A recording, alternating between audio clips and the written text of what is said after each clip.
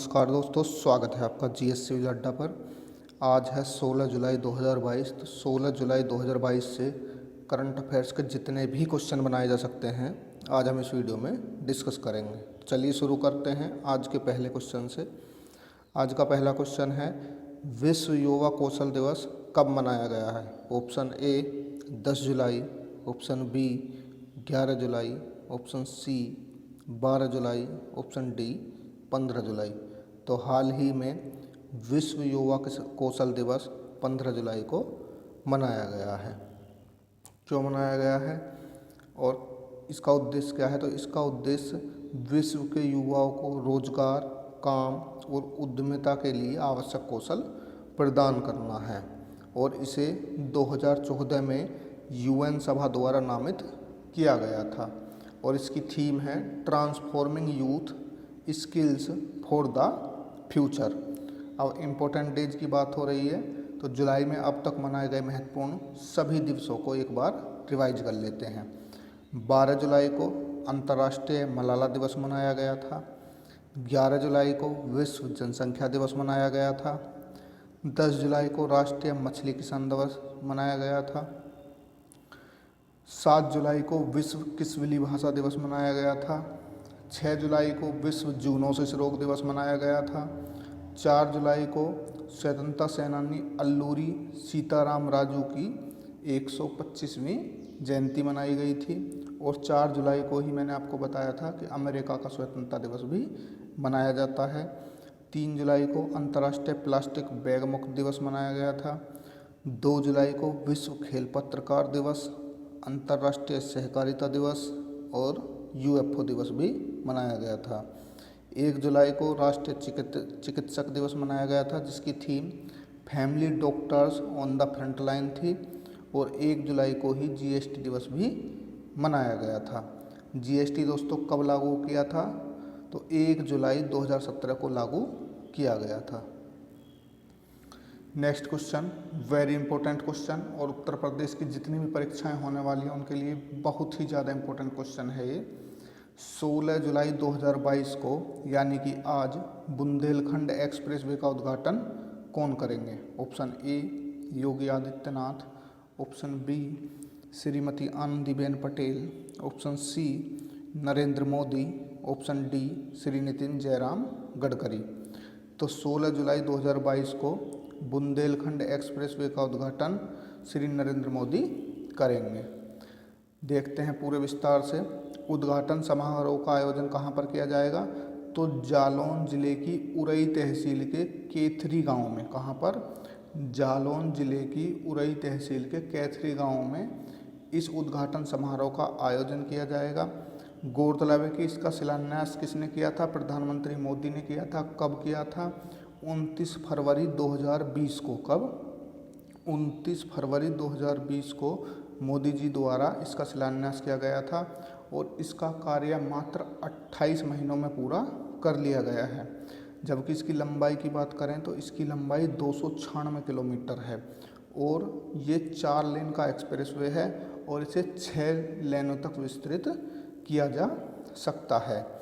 Expressway का निर्माण करें किसकी देखरेख में हुआ है? तो एक्सप्रेसवे का निर्माण यूपीईआईडीए की देखरेख में किया गया है, यानी कि उत्तर प्रदेश एक्सप्रेसवे औद्योगिक विकास प्राधिकरण की देखरेख में किया गया है। निर्माण लागत की बात करें तो 14,850 करोड़ रुपए और यह एक्सप्रेसवे चित्रकूट जिले से भरतकूप के पास गोंडा गांव में NH35 से लेकर, कहाँ से? चित्रकूट जिले में भरतकूप के पास गोंडा गांव में NH35 से लेकर इटावा जिले के कुदरेल नामक गांव तक फैला हुआ है। अब क्वेश्चन पूछ लिया जाता है कि बुंदेलखंड एक्सप्रेसवे किन किन जिलों से होकर गुजरता है? तो ये 7 जिलों से होकर गुजरता है। उन 7 जिलों के नाम आप याद रखेंगे: चित्रकूट, बांदा, महोबा, हमीरपुर, जालौन, औरैया और इटावा। ये इन 7 जिलों से होकर के गुजरता है। बांदा और जालौन जिलों में इस एक्सप्रेसवे के समीप ही पहले से ही औद्योगिक कॉरिडोर बनाने का काम शुरू हो चुका है। अब बुंदेलखंड एक्सप्रेसवे का उद्घाटन उत्तर प्रदेश में हो रहा है। तो चलिए उत्तर प्रदेश की पूरी जानकारी लेते हैं। उत्तर प्रदेश की स्थापना 24 जनवरी 1950 वर्तमान स्वरूप में। राज्य का पुनर्गठन 1 नवंबर 1956। राज्य का विभाजन 9 नवंबर 2000 को कब हुआ था, जब 13 जिले कटकर उत्तरांचल नया राज्य बन गया था, जिसे आज आप उत्तराखंड के नाम से जानते हैं। मुख्यमंत्री श्री योगी आदित्यनाथ हैं। मुख्य न्यायाधीश वर्तमान में जस्टिस राजेश बिंदल हैं। राज्यपाल आनंदीबेन पटेल हैं। राजधानी लखनऊ है। पड़ोसी राज्यों की बात करें तो सबसे ज़्यादा पड़ोसी राज्य हैं उत्तर प्रदेश के, 8 पड़ोसी राज्य हैं और एक केंद्र शासित प्रदेश भी इसका पड़ोसी राज्य है। तो उत्तराखंड, हिमाचल प्रदेश, बिहार, झारखंड, हरियाणा, राजस्थान, मध्य प्रदेश, छत्तीसगढ़ एवं दिल्ली इसके पड़ोसी राज्य हैं। और मैंने बताया भारत के सर्वाधिक राज्यों की सीमा से लगा राज्य है। इसका एकमात्र पड़ोसी देश नेपाल है और यह भारत की सर्वाधिक जनसंख्या वाला भी राज्य है। इसकी प्रमुख भाषाओं की बात करें तो हिंदी और उर्दू इसकी राज्य भाषाएं हैं। जिलों की बात करें तो 75 जिले हैं। राज्य के चिन्ह की बात करें तो मछली और तीर धनुष का निशान है। राज्य के पुष्प ब्रह्मकमल या पलाश है। राज्य के वृक्ष अशोक का वृक्ष है। राज्य के पक्षी सारस या क्रोंच है। राज्य के पशु बारहसिंगा है। लोकसभा सीट 80 हैं। राज्यसभा सीट 31 हैं। विधानसभा सीट 403+1 यानी कि 403 इलेक्टेड और 1 एंग्लो इंडियन।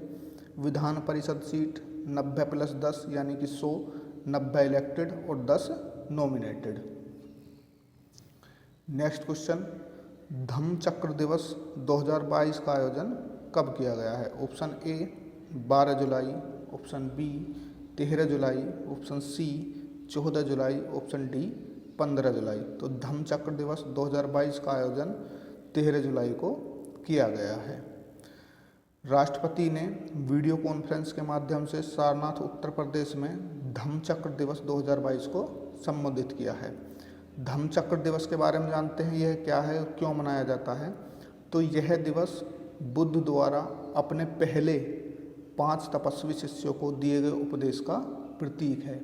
यानी कि सबसे पहले जब उन्हें ज्ञान की प्राप्ति हुई तो उन्होंने इन 5 शिष्यों को ही अपने उपदेश दिया था और उसी के प्रतीक के रूप में यह धम्म चक्र दिवस मनाया जाता है। धम्म चक्र दिवस को अलग अलग देशों में अलग अलग नाम से भी मनाया जाता है, जैसे कि श्रीलंका में एसाला पोया और थाईलैंड में आसन बूचा के नाम से जाना जाता है। भारत में इसे हिंदुओं और बौद्धों द्वारा आषाढ़ पूर्णिमा या गुरु पूर्णिमा के नाम से भी जाना जाता है। यह दिवस महर्षि वेदव्यास को भी समर्पित है। क्यों समर्पित है? क्योंकि उन्होंने वेदों का संपादन किया, 18 पुराणों व महाभारत की रचना की। बौद्ध भिक्षुओं के लिए ऋतु प्रवास यानी कि वर्षावास इसी दिन से शुरू होता है, जो जुलाई से अक्टूबर तक 3 चंद्रमास तक चलता है। इस दौरान वे एक स्थान पर ही निवास करते हैं। बुद्ध पूर्णिमा या वैशाख के बाद बौद्धों के लिए यह दूसरा सबसे पवित्र दिवस है। नेक्स्ट क्वेश्चन, टाइम पत्रिका के वर्ष 2022 की विश्व के सर्वश्रेष्ठ स्थानों की सूची में भारत के कौन से 2 शहर शामिल हैं? तो ये हैं अहमदाबाद और केरल। मैप में देख लीजिए, गुजरात में अहमदाबाद पड़ता है और केरल ये नीचे है। अब केरल इकोनॉमिक्स हॉटस्पॉट नाम दिया गया है, मतलब कि इको टूरिज्म हॉटस्पॉट की श्रेणी में इसको नामित किया गया है। इसे गोड्स ओवन कंट्री भी कहा जाता है और अहमदाबाद को हायर लर्निंग के रूप में वर्णित किया गया है। अहमदाबाद भारत का पहला यूनेस्को वर्ल्ड हेरिटेज शहर भी है, याद रखेंगे। भारत का पहला यूनेस्को वर्ल्ड हेरिटेज शहर कौन सा है? अहमदाबाद है। केरल को इको टूरिज्म हॉटस्पॉट की श्रेणी में वर्णित किया गया है और अहमदाबाद को हायर लर्निंग के रूप में वर्णित किया गया है। केरल की जानकारी ले लेते हैं। स्थापना 1 नवंबर 1956। मुख्यमंत्री पिनराई विजयन मुख्य न्यायाधीश एस मणिकुमार, राज्यपाल आरिफ मोहम्मद खान, राजधानी तिरुवनंतपुरम, पड़ोसी राज्य कर्नाटक और तमिलनाडु, लिंग अनुपात 1084, जो कि भारत में सर्वाधिक लिंगानुपात वाला राज्य है। प्रमुख भाषाओं की बात करें तो मलयालम, तमिल। जिले 14 हैं। राज्य के पुष्प कन्निकोन्ना है। राज्य के वृक्ष नारियल है। राज्य के पक्षी भृंगराज है। राज्य के पशु हाथी है। लोकसभा सीट 20 हैं। राज्यसभा सीट 9 हैं और विधानसभा सीट 140 है। इसका मतलब इसका कोड 20-9-140। गुजरात की बात करें तो गुजरात का स्थापना दिवस 1 मई 1960। मुख्यमंत्री श्री भूपेंद्र भाई पटेल, मुख्य न्यायाधीश श्री अरविंद कुमार, राज्यपाल श्री आचार्य देवव्रत, राजधानी गांधीनगर, पड़ोसी राज्य महाराष्ट्र, मध्य प्रदेश और राजस्थान, पड़ोसी देश एकमात्र पाकिस्तान। प्रमुख भाषाएं गुजराती, सिंधी, उर्दू, हिंदी, मराठी। जिलों की बात करें तो 33। राज्य के पुष्प गेंदा मतलब कि मैरीगोल्ड। राज्य के पक्षी हंसावर, फ्लेमिंगो। राज्य के पशु गिरसिंग यानी कि एशियाई शेर। लोकसभा सीट 26, राज्यसभा सीट 11 और विधानसभा सीट 182। तो गुजरात का कोड है 2611-182। इन्हें आप कोड के रूप में याद रखिए। 1 नंबर आपका हर एग्जाम में पक्का है, क्योंकि लोकसभा, राज्यसभा या विधानसभा से एक ना एक क्वेश्चन हर एग्जाम में पूछा जाता है। हाल ही में मिलियूसा प्रजाति के सदाबहार वृक्ष की एक नई प्रजाति किस बायोस्फीयर रिजर्व में पाई गई है? Option A Nanda Devi biosphere reserve, option B Sundarban biosphere reserve, option C Agasthyamala biosphere reserve, option D Nilgiri biosphere reserve.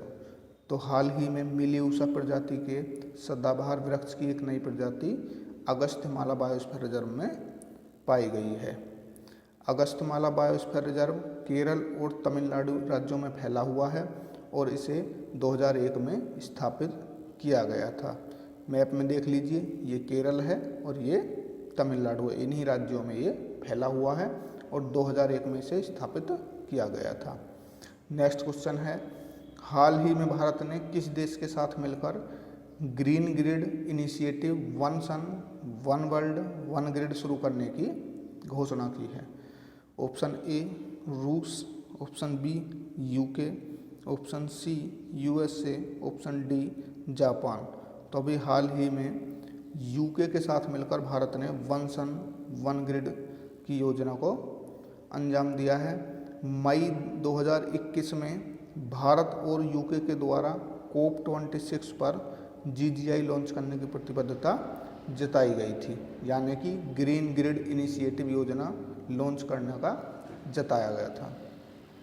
Next question, यूरोपीय संघ ने किस देश को 1 जनवरी 2023 तक यूरो मुद्रा अपनाने को मंजूरी दे दी है?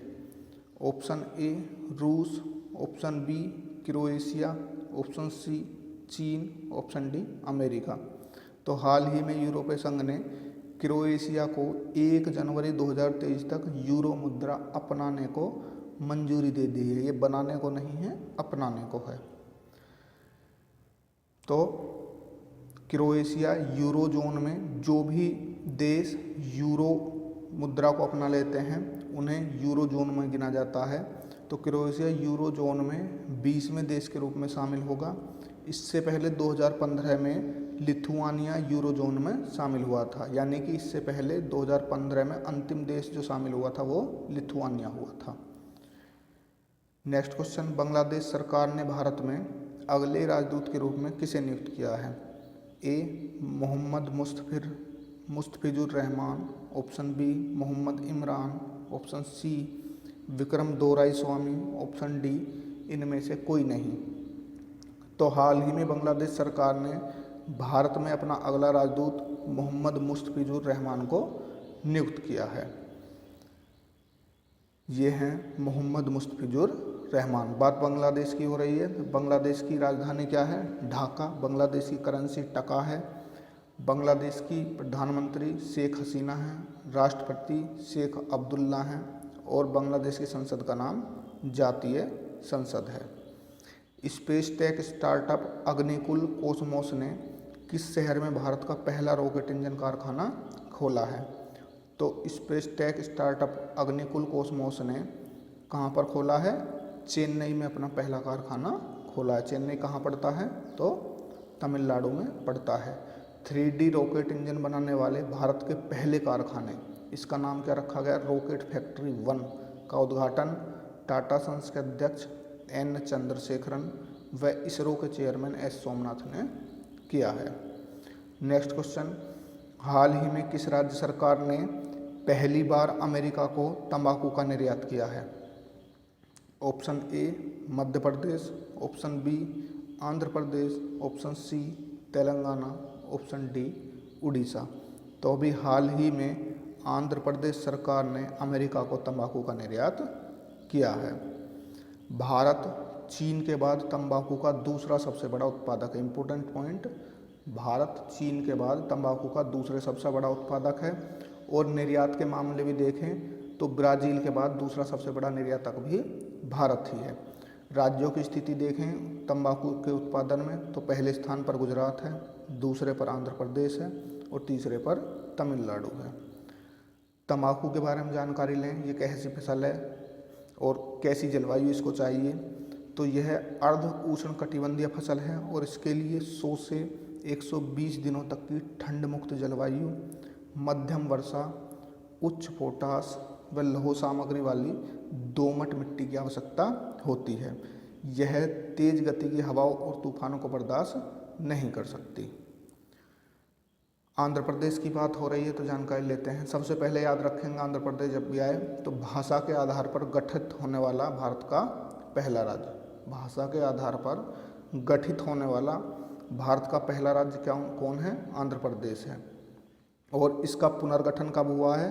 तो 2 जून 2014 को, जब इससे कट करके तेलंगाना अलग राज्य बन गया था। इसकी स्थापना की बात करें तो 1 नवंबर 1956 मुख्यमंत्री श्री YS जगनमोहन रेड्डी, मुख्य न्यायाधीश श्री प्रशांत कुमार मिश्रा, राज्यपाल श्री विश्वभूषण हरिचंदन, राजधानी अमरावती है, पड़ोसी राज्य उड़ीसा, छत्तीसगढ़, महाराष्ट्र, कर्नाटक एवं तेलंगाना और तमिलनाडु हैं। प्रमुख भाषाएं तेलुगु और उर्दू हैं। जिले 13 हैं। राज्य के वृक्ष नीम हैं। राज्य के पक्षी धनेश इंडियन रोलर है। राज्य के पशु काला हिरण है। लोकसभा सीट 25 हैं। राज्यसभा सीट 11 हैं। विधानसभा सीट 175 हैं। इसके जिलों की संख्या कुछ बढ़ गई है, ये अपडेट करके मैं आप लोगों को बता दूंगा। तो फिलहाल इसका कोड होगा 25/11/175, यानी 25 लोकसभा सीट हैं, 11 राज्यसभा और 175 विधानसभा सीट हैं। नेक्स्ट, राष्ट्रीय वाटरशेड सम्मेलन का आयोजन किस विभाग के द्वारा किया गया है? ऑप्शन ए जल शक्ति मंत्रालय, ऑप्शन बी खाद्य एवं उर्वरक मंत्रालय, ऑप्शन सी भूमि संसाधन विभाग, ऑप्शन डी उपरोक्त में से कोई नहीं। तो अभी हाल ही में भूमि संसाधन विभाग के द्वारा राष्ट्रीय वाटरशेड सम्मेलन का आयोजन किया गया है। भूमि संसाधन विभाग की बात हो रही तो वर्तमान में हमारे केंद्रीय भूमि संसाधन मंत्री कौन हैं? तो श्री गिरिराज सिंह वर्तमान में भूमि संसाधन मंत्री हैं। नेक्स्ट, हाल ही में लुइस एचेवेरिया अल्वारेज का निधन हो गया। वह किस देश के पूर्व राष्ट्रपति थे? Option A Angola, option B Mexico, option C दक्षिण अफ्रीका, ऑप्शन डी रवांडा। तो एचेवेरिया अल्वारेज मैक्सिको के पूर्व राष्ट्रपति थे। मैक्सिको की राजधानी मैक्सिको सिटी, मैक्सिको की करेंसी मैक्सिकन पेसो और वर्तमान में राष्ट्रपति एंड्रेज मैनुअल लोपेज ओब्राडोर। कौन? एंड्रेज मैनुअल लोपेज ओब्राडोर वर्तमान में मैक्सिको के राष्ट्रपति हैं। नेक्स्ट, जलवायु परिवर्तन पर संयुक्त राष्ट्र फ्रेमवर्क कन्वेंशन यानी कि UNFCCC के 27वें सम्मेलन COP27 की अध्यक्षता किस देश के द्वारा की जाएगी? Option A Bharat, option B America, option C मिस्र, ऑप्शन डी यूएई। तो जलवायु परिवर्तन पर COP27 का आयोजन मिस्र द्वारा किया जाएगा। कहाँ पर किया जाएगा देख लेते हैं। तो नवंबर 2022 में मिस्र के शर्म अल शेख में, कहाँ पर, शर्म अल शेख में इसके आयोजन को कई नाम दिए जा रहे हैं, जैसे कि अफ्रीकन कोप, एडप्शन कोप, इम्प्लीमेंटेशन कोप कहा जा रहा है। नेक्स्ट, हाल ही में किस देश ने फ्रीडम ऑफ नेविगेशन ऑपरेशंस का संचालन किया है? ऑप्शन ए चीन, option B America, option C रूस, ऑप्शन डी फ्रांस। तो फ्रीडम ऑफ नेविगेशन ऑपरेशंस का संचालन कौन करता है? अमेरिका करता है। ठीक, अब बात, इसका संचालन दक्षिण चीन सागर में अमेरिका द्वारा नियमित रूप से जहाज़ों के मुक्त आवागमन को सुनिश्चित करने के लिए किया जाता है। हालांकि इस ऑपरेशन को चीन ने इसकी निंदा की है, चीन ने इस पर ऐतराज़ जताया है और इसमें अमेरिका की नौसेना और वायुसेना दोनों का सहयोग रहता है। बात अमेरिका की हो रही है तो अमेरिका की राजधानी वॉशिंगटन डीसी है, जो कि पोटोमैक नदी के किनारे पर स्थित है। राष्ट्रपति जो बाइडेन हैं, उपराष्ट्रपति कमला हैरिस हैं और अमेरिका की संसद को कांग्रेस कहा जाता है। तो आज के लिए यही क्वेश्चन थे। धन्यवाद, नमस्कार, आपका दिन शुभ हो। यदि आपको वीडियो हेल्पफुल लगी है तो इसे ज़्यादा से ज़्यादा शेयर करें, लाइक करें, सब्सक्राइब करें।